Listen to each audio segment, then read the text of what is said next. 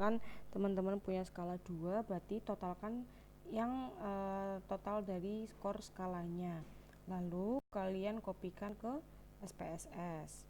Nah, bentar, oke, kopikan sama persis ya kayak yang kemarin tuh, dikopikan seperti ini langsung saya ganti. Jadi mengubah namanya itu ada di variable view.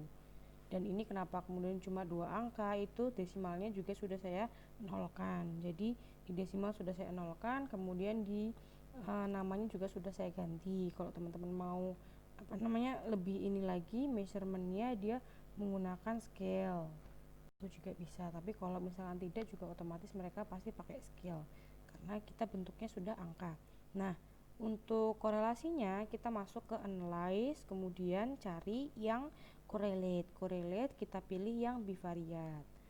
Nah, di sini kan sudah ada 2 ya, mau misalkan seperti kemarin kita langsung dua-duanya dipindahkan ke kanan, lalu diklik yang Pearson, kemudian pastikan juga dia two tail gitu ya.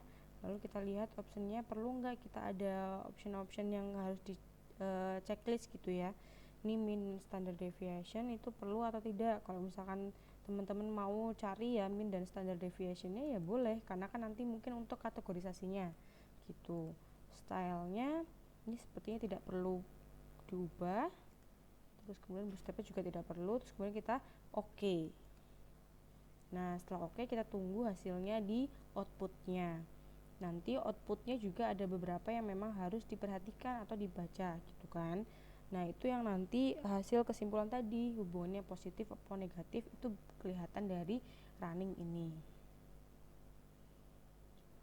Oke, kita sambil nunggu. Nah,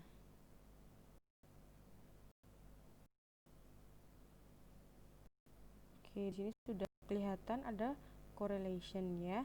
Di correlation ini nanti kelihatan berapa totalnya, kemudian nilainya, n-nya ya, ini ada 147, kemudian min dan SD-nya berapa, lalu di sini dia hubungannya seperti apa. Kalau di sini kelihatan ya, yang menunjukkan hubungannya adalah yang mana?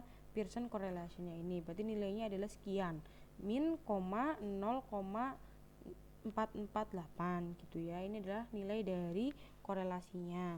Nah, untuk signifikansinya bahwa dia itu korelasinya itu terbukti secara diakui secara statistik atau tidak, itu dilihat dari signifikansi two-tailnya. Ketika kita pakai standarnya 0,05, jadi dia harus di bawah 0,05. Kalau ini kan sudah kelihatan ya, kalau dia sudah signifikan atau sudah terbukti sah, keabsahannya sah korelasinya gitu ya.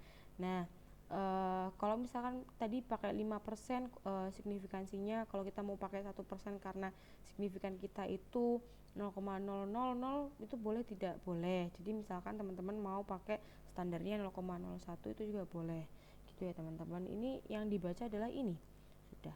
Terus kemudian kalau kalian mau bikin laporannya ya berarti ini dikopikan, kemudian atau misalkan dilihat aja angkanya, kemudian dikopikan sesuai dengan standar laporannya. Yang di running, yang dilaporkan adalah yang ini gitu. Nah, untuk misalkan kalian mau membuat kategorisasinya gitu ya, ini pakai yang description statistik gitu. Itu ya teman-teman, mudah sekali ya untuk UTS. Nanti kita insya Allah sampai sini. Untuk waktunya bisa dilihat jadwalnya di SIA.